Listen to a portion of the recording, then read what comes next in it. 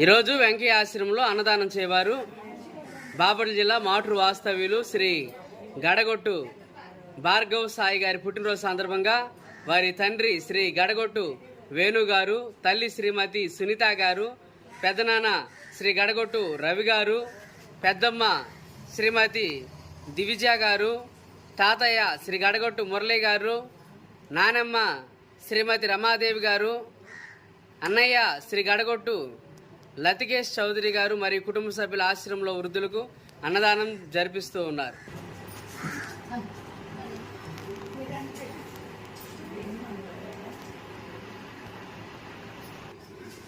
అన్నదాత అన్నదాత అన్నదాత